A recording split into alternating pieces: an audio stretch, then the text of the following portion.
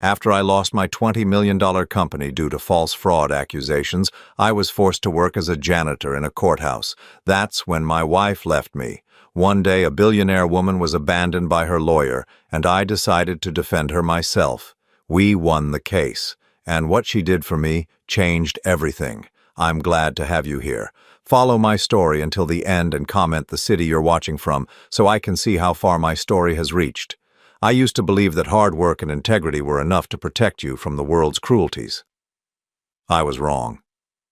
My name is Albert, and at 56 years old I learned that sometimes the people who destroy you are the ones who know you best.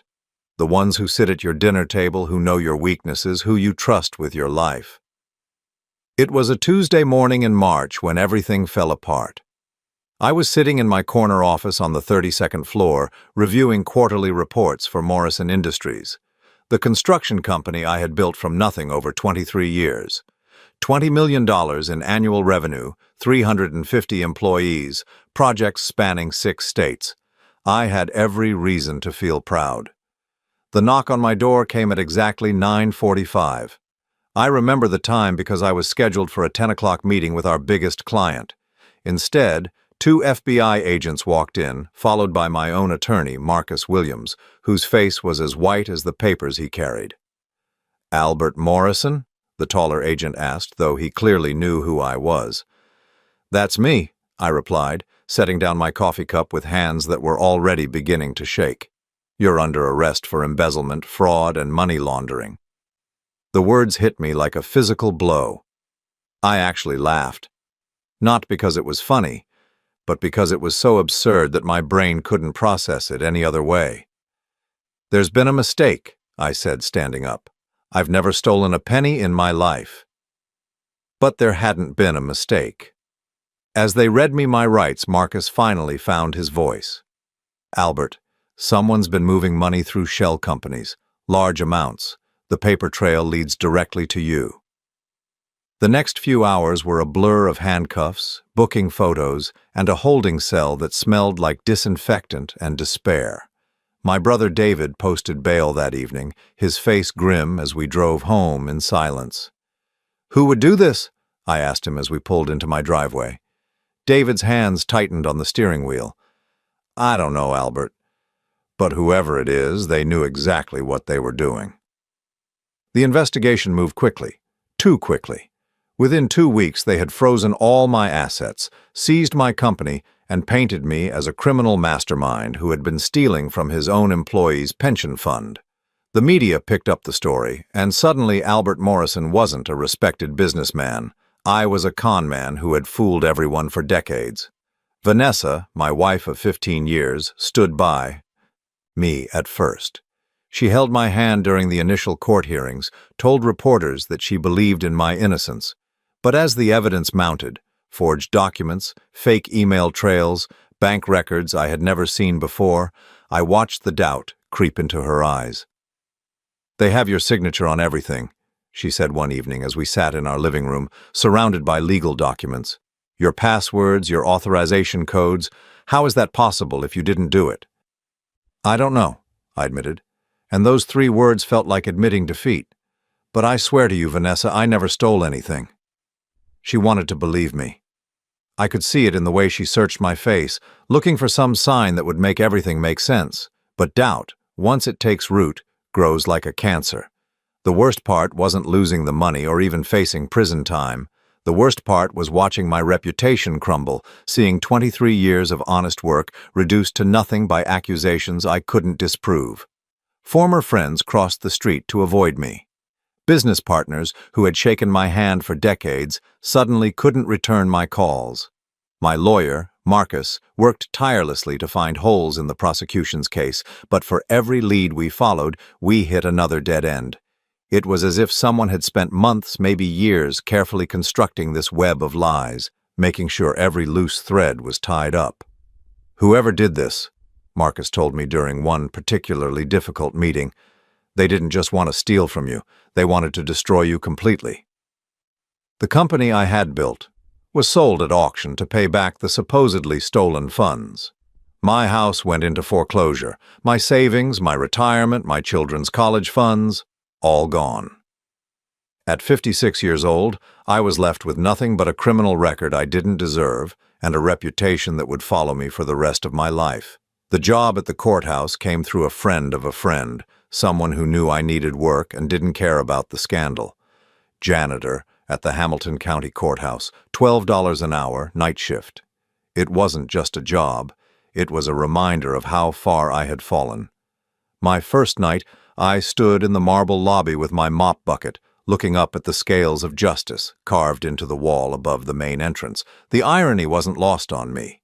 Here I was, cleaning the floors of a building dedicated to justice, when justice had failed me completely. But something strange happened during those quiet midnight hours. As I mopped floors and emptied trash cans, I started listening to the cases being tried during the day. I read the documents that lawyers left behind, studied the legal briefs that ended up in wastebaskets. Slowly, I began to understand how the system worked, and more importantly, how it could be manipulated. The revelation came to me gradually, like a photograph developing in a darkroom. Someone with intimate knowledge of my business, my passwords, my personal habits had orchestrated this destruction. Someone who knew me well enough to forge my signatures convincingly, to predict my reactions, to stay 2 steps ahead of every move I made. Someone in my own family. The thought made me physically sick, but the more I considered it, the more it made sense. David had access to my office, knew my routines, had been present for every major business decision over the past 5 years. He had encouraged me to trust certain people, to make certain investments that now seemed designed to create vulnerabilities in my company's finances. And then there was his wife, Sarah, Vanessa's sister, who had always resented what she called my success story, who had made cutting remarks about how easy I had it, how some people got all the luck while others had to struggle. As I pushed my mop cart through the empty courthouse hallways, pieces of the puzzle began falling into place. But knowing and proving were 2 different things entirely. 3 months into my job as a courthouse janitor, I thought I had reached the bottom. I was wrong. Rock bottom, as it turned out, had a basement. The divorce papers arrived on a Thursday morning, delivered by a courier who looked embarrassed to be handing them to a man in a janitor's uniform.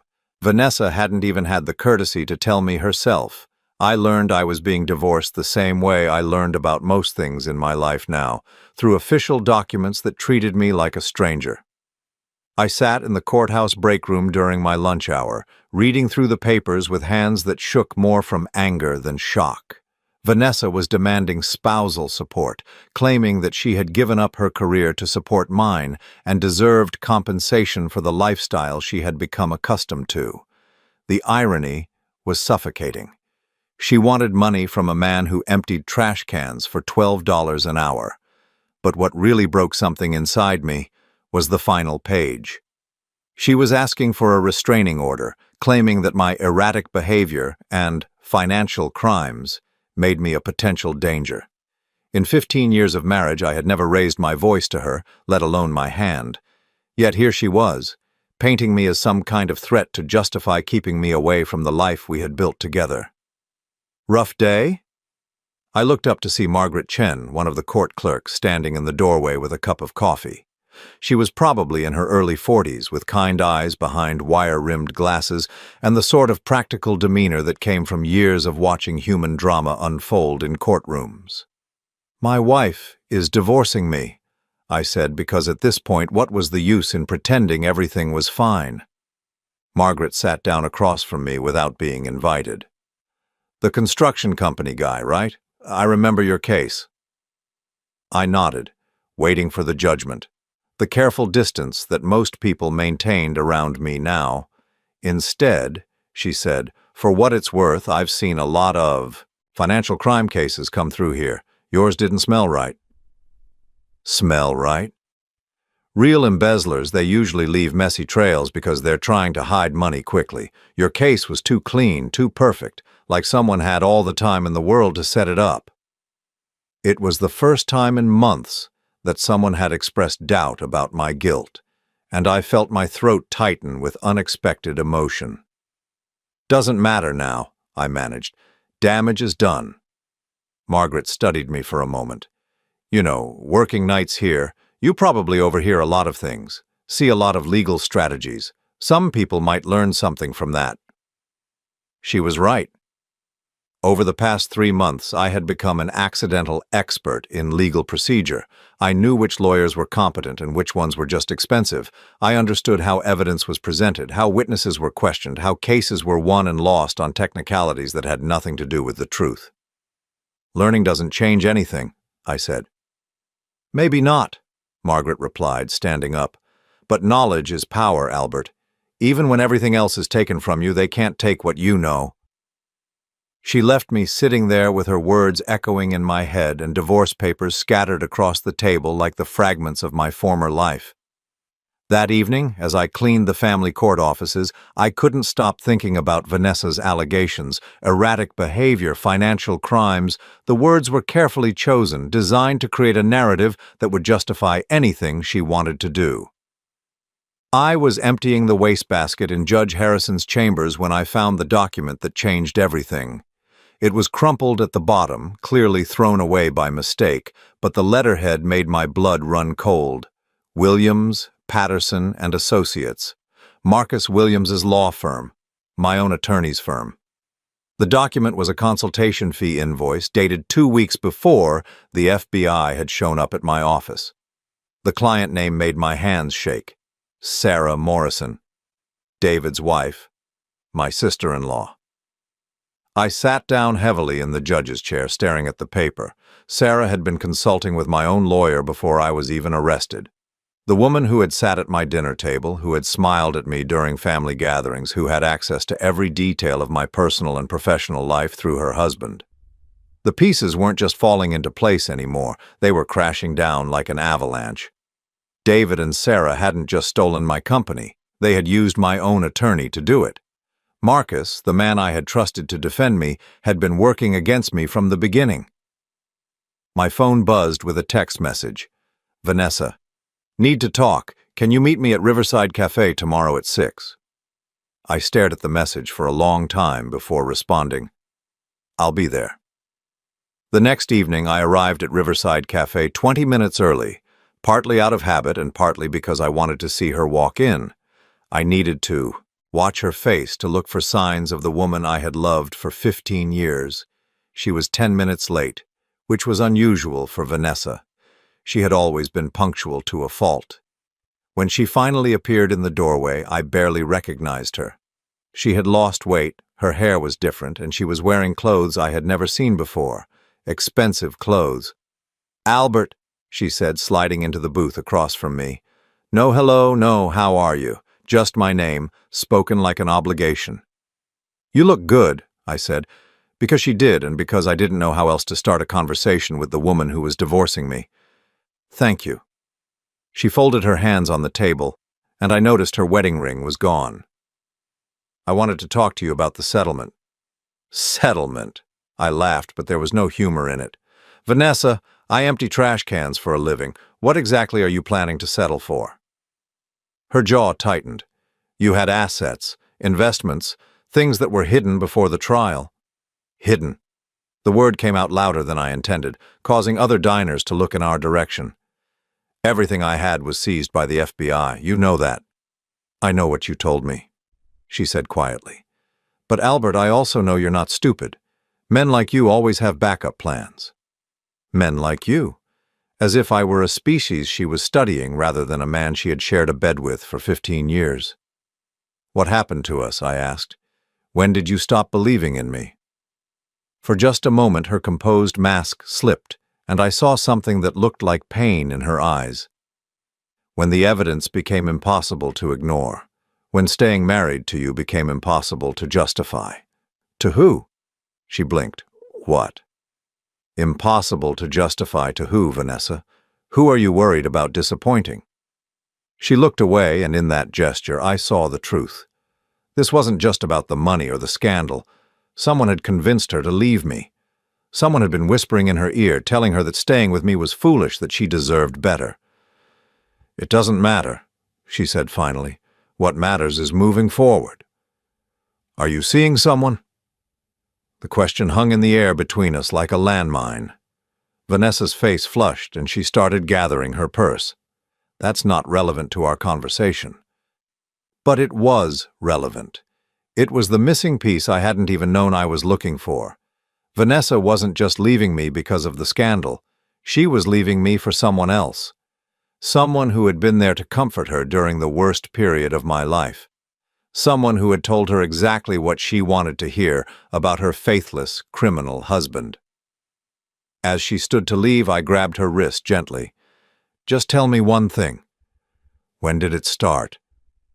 She looked down at my hand on her wrist, and for a second I thought she might pull away. Instead, she met my eyes. "6 months ago," she whispered. 6 months ago. 3 months before my arrest. 3 months before my... World collapsed. She had been planning her exit before I even knew I was in danger. After she left, I sat in that cafe booth for 2 hours, watching the sun set through the window and feeling something cold and hard settle in my chest. It wasn't anger exactly, and it wasn't grief, it was clarity. I had been so focused on proving my innocence that I had missed the bigger picture. This wasn't just about destroying my business, it was about destroying my entire life. My marriage, my reputation, my future. Someone had orchestrated all of it with surgical precision, but they had made one mistake. They had underestimated what I would become in the darkness they had created for me. Working the night shift at the courthouse had given me an education I never expected. Not just in legal procedures and court protocols, but in reading people. You learn a lot about human nature when you're invisible, when people talk around you as if you don't exist. So when Helena Blackwood walked into courtroom 7 on a Tuesday morning in October, I knew immediately that she was different from the usual parade of defendants who passed through these halls. I was cleaning the gallery when she entered, flanked by 2 attorneys who looked like they'd rather be anywhere else.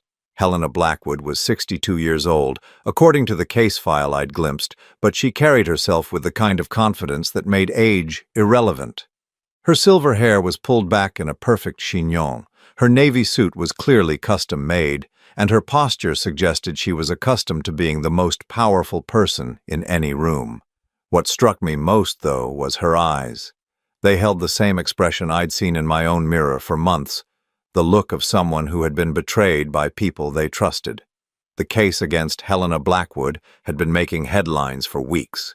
She was accused of manipulating real estate markets, using insider information to drive up property values in specific neighborhoods before selling at massive profits. The prosecution claimed she had bilked investors out of nearly $15 million over a 3-year period. But as I listened to the proceedings from my position near the back of the courtroom, something felt wrong. The evidence was too neat, too convenient. It reminded me of my own case, a perfect paper trail that told a story, but not necessarily the truth. Helena's lead attorney, Jonathan Reeves, was one of the most expensive lawyers in the state. I'd seen him in action before, and he was usually sharp, aggressive, confident. Today he seemed distracted, almost disinterested. He barely objected to the prosecution's evidence, asked softball questions during cross-examination, and appeared to be going through the motions. During the lunch recess, I was cleaning the defendant's consultation room when I overheard a conversation that made my blood run cold. "The partnership agreement is very clear, Mrs. Blackwood," Reeves was saying, his voice carrying the tone of a man delivering bad news. "If you're convicted, your shares in Blackwood Properties automatically transfer to the other partners." "That's convenient," Helena replied, her voice dry as dust, "especially since those partners are the ones who provided most of the evidence against me. I'm simply advising you of the legal realities." "No, Jonathan, you're advising me to accept defeat. There's a difference." I paused in my cleaning, pretending to organize supplies while listening intently. "Helena, be realistic. The evidence is overwhelming. The best we can hope for is a plea bargain that keeps you out of federal prison. The evidence is fabricated. That's not for us to determine. That's for the jury to decide. Based on the defense you present, which so far has been pathetic." There was a long silence, then Reeves spoke again, his voice colder now. "Perhaps you should consider finding new representation if you're dissatisfied with my performance." "Perhaps I should?" I heard chairs scraping against the floor, footsteps, and then the door opened. Reeves walked out first, already pulling out his cell phone. A few minutes later, Helena emerged, looking like a woman who had just realized she was completely alone. That evening, I was cleaning the courthouse library when Helena appeared in the doorway. She looked exhausted, her perfect composure finally cracking around the edges. "Excuse me," she said, and I turned around, surprised to be directly addressed by anyone involved in the proceedings. "Yes, ma'am?" "You're here every night, aren't you? Cleaning, listening?" I nodded, uncertain where this was going. "What's your name?" Albert Morrison." Her eyes widened slightly. "Morrison Industries. I remember reading about your case." Heat flushed my cheeks. Even here, even now, my past followed me like a shadow. "I'm sorry," she said quickly. "I didn't mean to make you uncomfortable. It's just that I remember thinking at the time that something about your case seemed off." "Off how?" Helena looked around the empty library, then stepped inside and closed the door behind her. "I've been in business for 40 years, she said. "I've seen real financial crime, real embezzlement. Your case was too clean, too perfect. Real criminals make mistakes, leave loose ends. Your case read like someone had spent months making sure every detail was airtight." It was almost exactly what Margaret Chen had said months earlier, but hearing it from someone who understood business the way Helena did carried more weight. "Why are you telling me this?" I asked. She was quiet for a moment, then said, "Because I think we might have the same problem." "Meaning?" "Meaning I think someone is trying to destroy me using the same playbook they used on you." I set down my cleaning supplies and gave her my full attention. "My business partners," she continued, "Stephen Mills and Richard Torres, have been pushing me to retire for the past 2 years. Said I was getting too old, making bad decisions, holding the company back. When I refused, strange things started happening. Contracts went missing, deals fell through at the last minute, financial records were altered." "Did you confront them?" "Of course, they acted shocked, concerned, suggested I might be having memory issues. Stephen even recommended I see a neurologist." Her laugh was bitter. 40 years of building a company worth hundreds of millions of dollars, and suddenly I'm too senile to remember my own business decisions. But you remembered everything. Every detail, every conversation, every decision, every document, which is how I know the evidence in this case is fake." I found myself leaning forward, drawn into her story despite myself. 3 months ago, Stephen came to me with what he called a generous buyout offer. $50 million for my 70% stake in the company. When I told him it was worth closer to $200 million, he said I was being unrealistic about the company's value. And then you were arrested. 2 weeks later, funny how that works.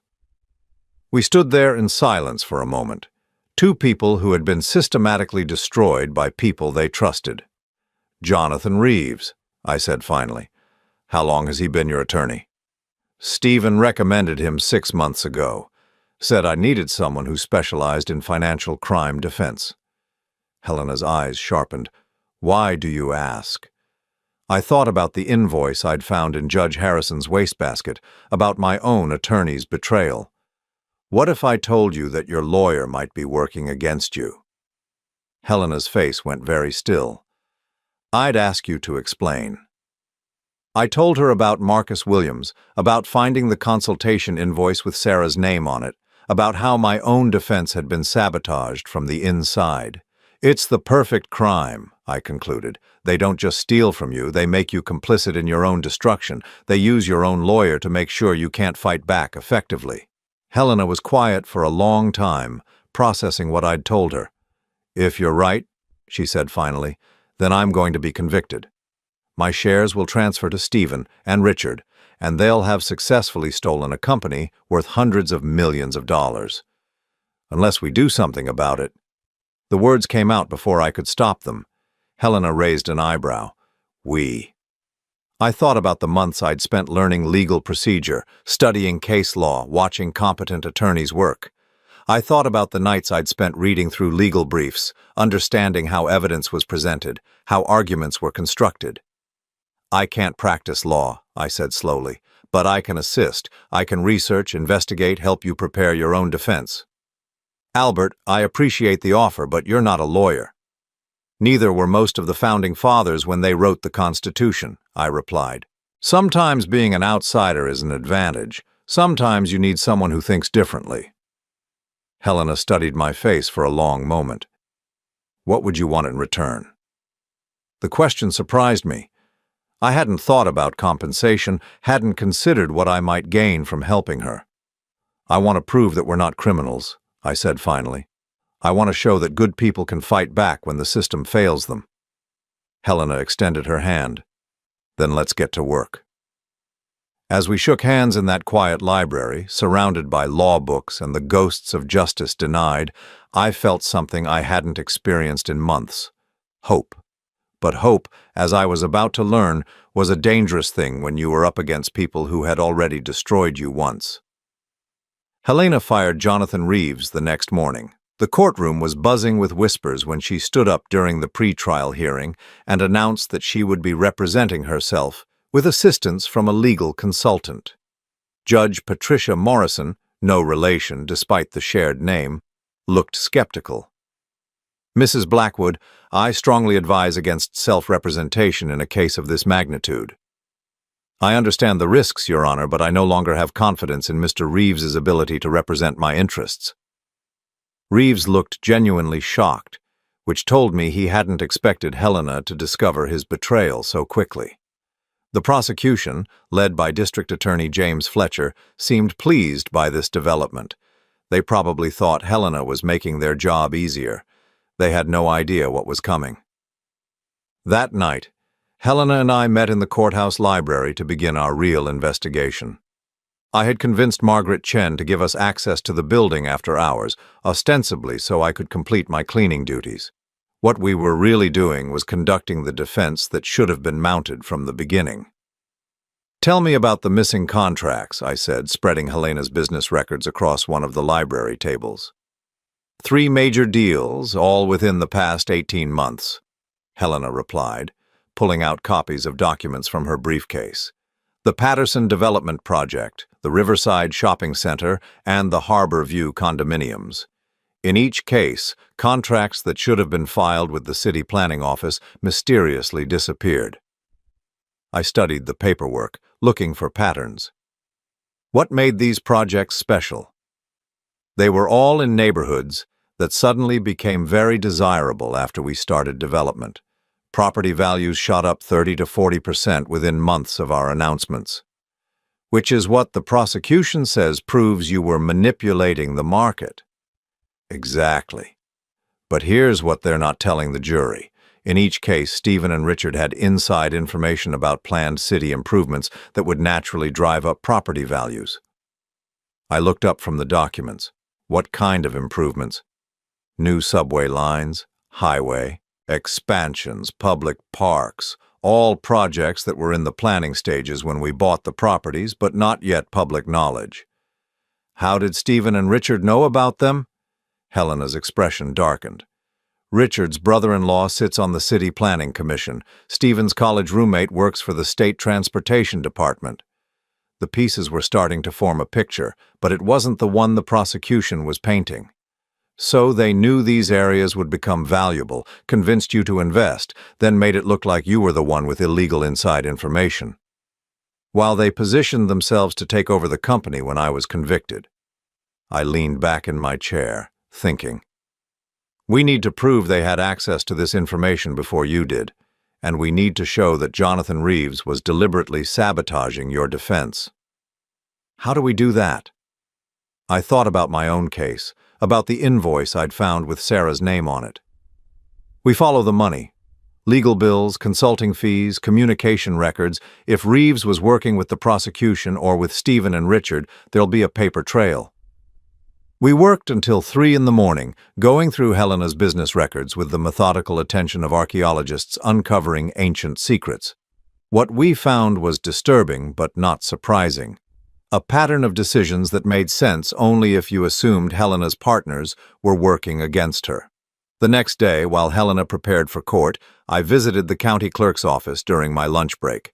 Working at the courthouse had its advantages. I knew which clerks were helpful and which ones would look the other way if you needed to access public records that weren't technically public yet.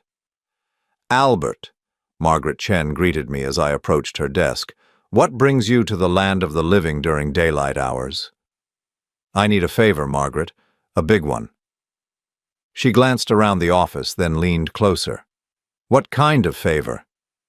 "I need to see the billing records for Williams, Patterson and Associates, specifically any payments from Blackwood Properties or its partners over the past year." Margaret's eyebrows shot up. "That's not exactly public information." "But it becomes public if it's relevant to an ongoing criminal case, right?" She studied my face for a moment. "You're not just cleaning floors anymore, are you?" "I'm trying to prevent an innocent woman from going to prison." Margaret was quiet for a long time. Then she stood up. "Take a walk with me." We left the clerk's office and walked through the courthouse corridors, past the courtrooms where justice was supposedly served every day. "The Blackwood case has been bothering me," Margaret said finally. "Too clean, just like yours. And Jonathan Reeves has been acting strange lately." "Strange how?" "He's been asking unusual questions about sentencing guidelines, about asset forfeiture procedures, questions that suggest he expects his client to be convicted." We stopped walking, and Margaret turned to face me. "What you're asking me to do could cost me my job." "I know, and I wouldn't ask if there was any other way." She sighed. "Give me 2 hours." At 4:30 that afternoon, Margaret handed me a manila envelope as I passed her desk. "I don't know what's in there," she said loudly enough for nearby clerks to hear. "And you found it in the trash." The envelope contained photocopies of financial records that made my hands shake. Over the past year, Williams, Patterson and Associates had received 3 separate payments from Stephen Mills's personal account, totaling $75,000. The payments were listed as consultation fees and legal research, but they corresponded exactly with key dates in Helena's case. More damning still was a payment from Richard Torres to a private investigation firm, the same firm that had discovered the evidence of Helena's supposed market manipulation. But the most shocking discovery was in the final pages of the documents. Jonathan Reeves had received a $200,000 success fee payment from a shell company called Meridian Holdings. According to the incorporation documents attached to the payment record, Meridian Holdings was owned by Stephen Mills and Richard Torres. They had paid Helena's own lawyer to ensure her conviction. That evening, Helena and I met again in the courthouse library. When I showed her the financial records, her face went completely white. "They bought my lawyer," she whispered. "Just like they bought mine," I replied, thinking of Marcus Williams and the consultation fee from Sarah. Helena set the papers down with shaking hands. "Albert, this is bigger than just our 2 cases. If they're willing to corrupt attorneys, to fabricate evidence, to destroy innocent people, how many others have they done this to?" The question hung in the air between us like a toxic cloud. We had stumbled onto something much larger than 2 isolated cases of fraud. We had discovered a system, a method, a way of stealing everything from people while making them complicit in their own destruction. "We need to present this evidence," Helena said. "Not yet. They'll claim the documents were obtained illegally, that we're fabricating evidence to save ourselves. We need more." "What kind of more?" I thought about Vanessa's confession at the cafe, about her admission that she had been seeing someone for 6 months, about the careful timing of everything that had happened to me. "We need to connect your case to mine. If we can show this is a pattern, a conspiracy, then the evidence becomes harder to dismiss." Helena leaned forward. "What are you thinking?" "I'm thinking we need to find out who else has been destroyed by this system, and I'm thinking we need to figure out what Stephen and Richard have in common with my brother David and his wife Sarah." As if summoned by my words, my phone buzzed with a text message. It was from a number I didn't recognize, but the message made my blood run cold. "Stop digging or you'll end up worse than broke. You'll end up dead." Helena saw my expression change. "What is it?" I showed her the text. She read it twice, then looked up at me with determination in her eyes. "They're scared. she said. Good. Scared people make mistakes. But as we gathered our papers and prepared to leave the library, I couldn't shake the feeling that we were walking into something much more dangerous than a courtroom battle. We weren't just fighting for our innocence anymore, we were fighting for our lives. The war for the truth was about to begin, and the casualties were already mounting. The breakthrough came from an unexpected source. 3 days after receiving the threatening text message, I was cleaning the district attorney's office when I overheard a phone conversation that changed everything. James Fletcher, the prosecutor handling Helena's case, was working late, his office door slightly ajar as he spoke in hushed tones to someone on the phone. The Morrison case was perfect, he was saying. Clean conviction, full asset recovery, no appeals. We should be able to replicate that success with Blackwood. I froze, my mop halfway across the floor. He was talking about my case as if it were a template, a model to be copied. Yes, the same legal team, Fletcher continued. Williams handled the defense beautifully, just enough effort to look legitimate, but not enough to actually threaten the conviction. My grip tightened on the mop handle. Marcus Williams hadn't just betrayed me. He had been part of a larger system designed to ensure innocent people were convicted. The fees have been transferred as agreed, Fletcher said. $200,000 to the offshore account, just like the Morrison case. I backed away from the door, my heart pounding. Fletcher wasn't just prosecuting Helena, he was being paid to ensure her conviction. The entire legal system, at least in these cases, was corrupted from top to bottom. That night I called Helena from a payphone outside the courthouse. I didn't trust my cell phone anymore, not after the threatening text. "We need to meet," I said when she answered. "I have information that changes everything." We met at a 24-hour diner on the outskirts of town, far from the courthouse and anyone who might recognize us. Helena looked exhausted, the strain of representing herself while maintaining her business showing in the dark circles under her eyes. "What did you find?" she asked as soon as I sat down. I told her about Fletcher's phone conversation, about the offshore payments, about how my case had been used as a template for hers. "They're not just stealing our businesses," I concluded. "They're being paid to prosecute us. This is a for-profit conviction system." Helena sat back in the vinyl booth, her face pale. "Who's paying them?" "That's what we need to find out. But I have a theory." I pulled out a notebook where I'd been tracking connections between our cases. In my case, my brother David and his wife Sarah had access to my business information. They recommended Marcus Williams as my attorney. They knew my passwords, my routines, everything. And in my case, Stephen and Richard recommended Jonathan Reeves. They had access to all my business dealings. Right. But here's what's been bothering me. How did they know this system existed? How did they know they could pay lawyers and prosecutors to guarantee convictions? Helena frowned. "You think they're connected somehow? David and Sarah with Stephen and Richard?" "I think they're all part of something bigger, a network that specializes in destroying successful people and stealing their assets." I opened my notebook to a page covered with names, dates, and connections I'd been mapping. "Look at this," I said, pointing to the timeline I'd created. "Your case started 18 months after mine ended. My brother David suddenly had enough money to buy a new house, take expensive vacations. Where did that money come from? From stealing your company? Maybe. Or maybe from getting paid to help steal your company too." Helena studied the notebook, her business mind working through the implications. "You're suggesting that David and Sarah were hired to help Stephen and Richard destroy me?" "I'm suggesting that there's an organization that connects corrupt lawyers, prosecutors, and business partners to systematically destroy people and steal their assets, and I think I know how to prove it." I told Helena about Sarah's consultation with Marcus Williams before my arrest, about the timing that suggested she had known what was coming.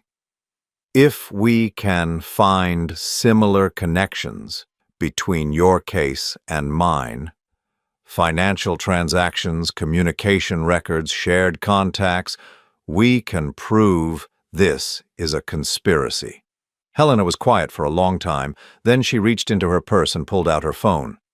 "I've been thinking about something," she said. Right after you were arrested, Stephen mentioned that he had heard about a similar case in the construction industry, said it was a cautionary tale about the importance of proper financial controls. He knew about my case? He acted like he'd read about it in the news, but now that I think about it, he knew details that were never made public. He knew about your passwords being compromised, about the shell companies. Information that was only available to people directly involved in the case. The pieces were falling into place with terrifying clarity. Our cases weren't just similar, they were connected. David and Sarah had worked with Stephen and Richard to destroy both of us, probably splitting the profits from our stolen assets. We need to get this information to someone who can act on it, Helena said. Who? Fletcher is corrupt, our lawyers are corrupt, who can we trust? Helena was quiet for a moment. Then her eyes lit up. Judge Morrison. She's been presiding over my case, and she's known for her integrity.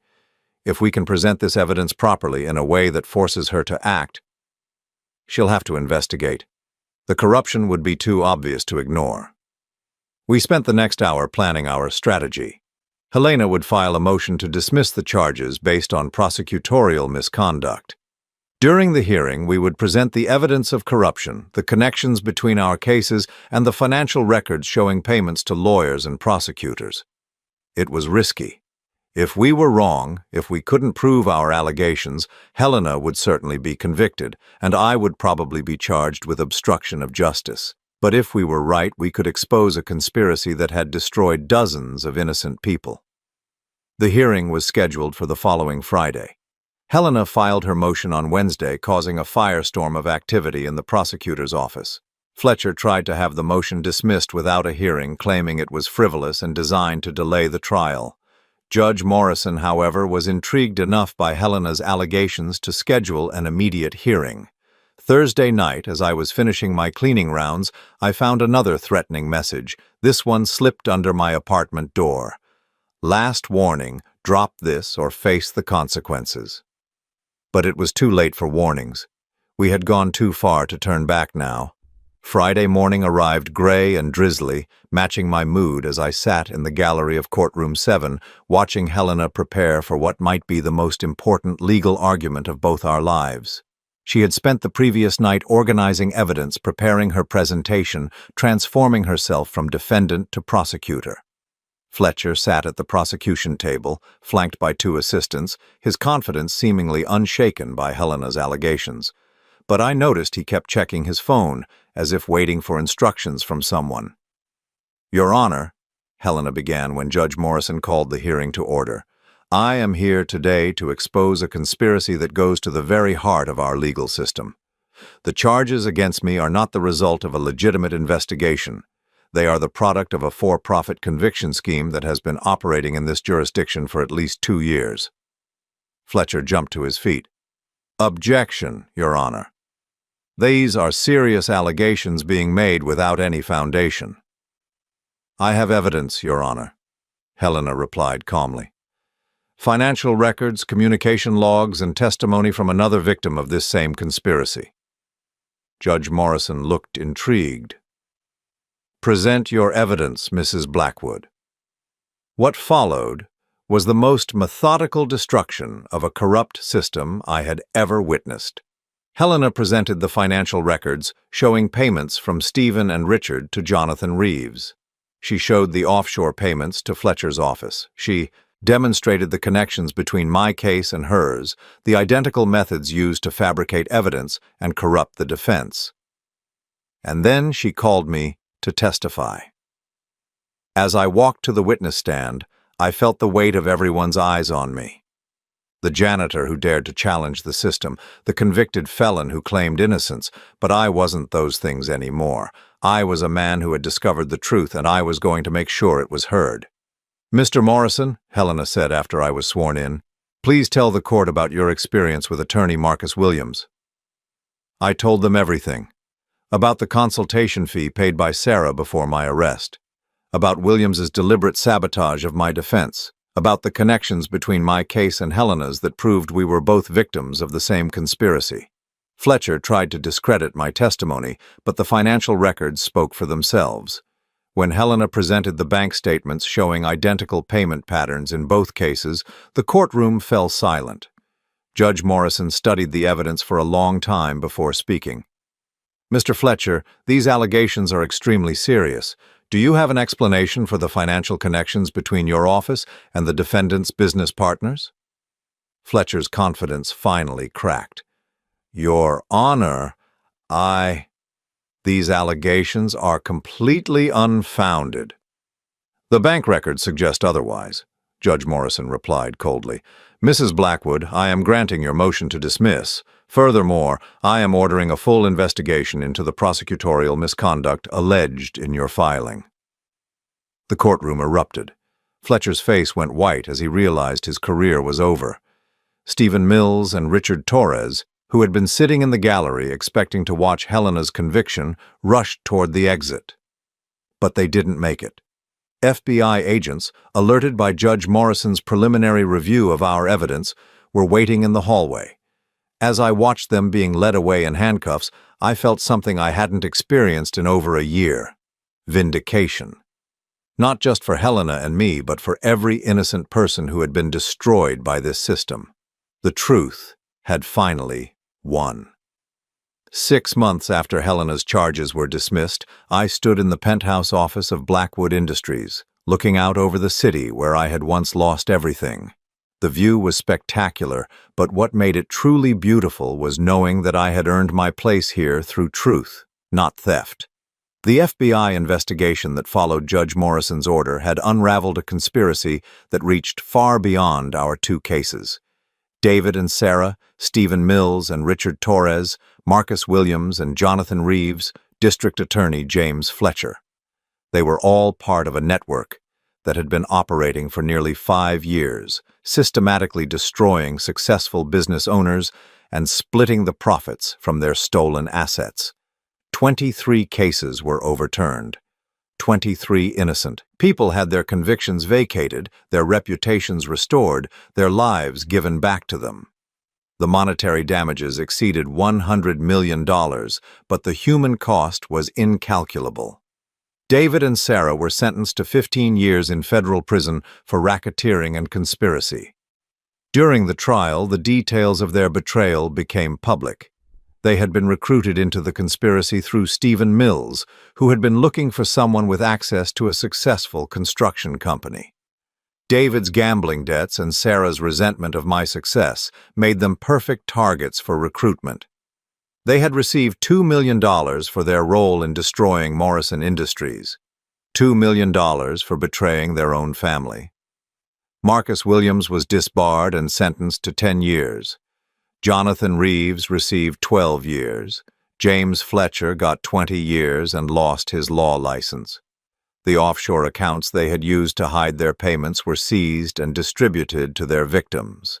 But perhaps the most satisfying moment came when Vanessa's divorce attorney contacted Helena to discuss my financial situation. Apparently, Vanessa had been expecting to receive half of my hidden assets as part of the divorce settlement. When she learned that I truly had lost everything, and that I was now working as a senior partner in a legitimate business worth hundreds of millions of dollars, she tried to reconcile. The letter arrived on a Tuesday morning, delivered to Helena's office, where I now worked as Executive Vice President of Legal Affairs. It was 3 pages long, filled with apologies and explanations and requests for a second chance. I read it once, then fed it into the shredder beside my desk. Some wounds heal, some betrayals can be forgiven, but some bridges once burned can never be rebuilt. Helena knocked on my office door as I was finishing the last of the day's contracts. "How are you feeling about tomorrow?" she asked. Tomorrow was the reopening ceremony for Morrison Industries.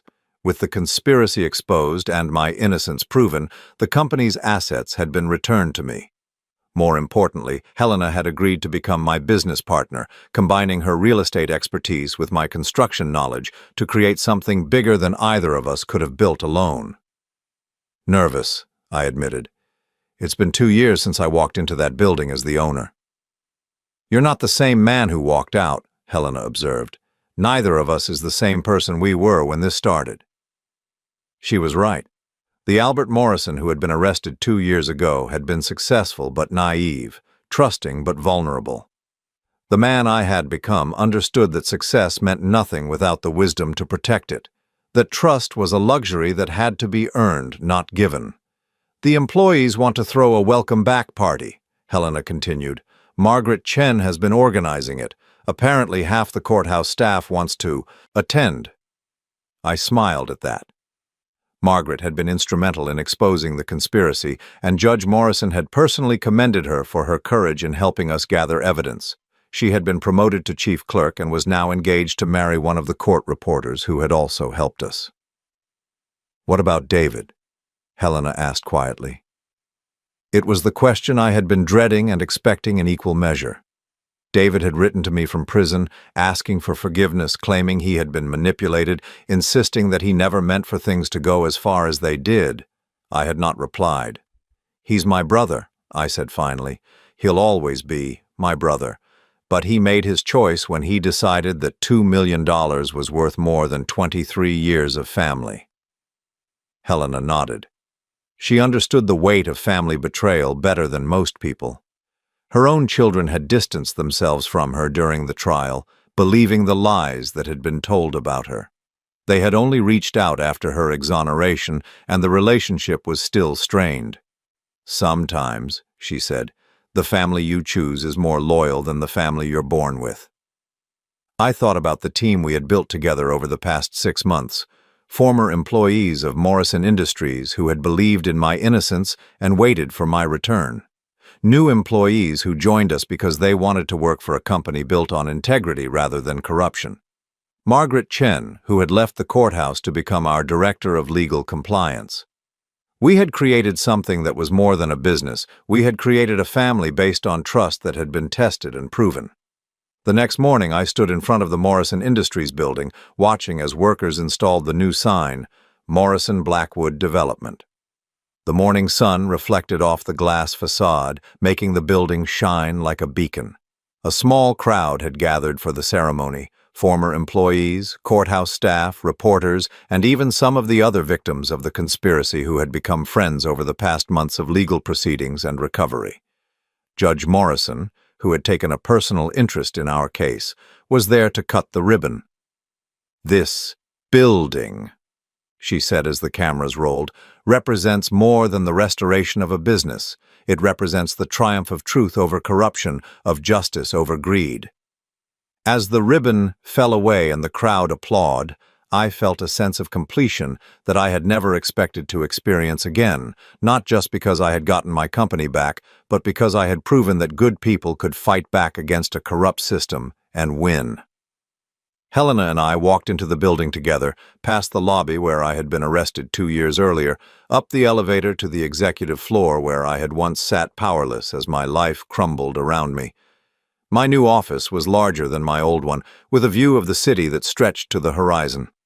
On my desk was a framed copy of Judge Morrison's order dismissing Helena's charges, not because it represented victory, but because it represented the moment when truth finally overcame lies. There was also a letter from the FBI informing me that their investigation had uncovered 3 more similar conspiracies operating in other states. The model that had been used to destroy Helena and me was apparently being replicated across the country, targeting successful business owners who could be isolated and discredited. But now law enforcement knew what to look for. The pattern had been identified, the methods exposed. Other innocent people would be saved from the fate that had befallen us.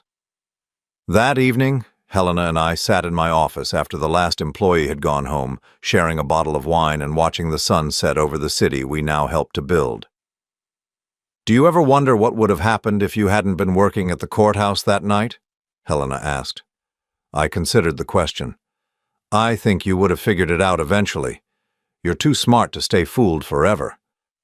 "Maybe, but it might have taken too long. I might have been convicted, spent years in prison, lost everything.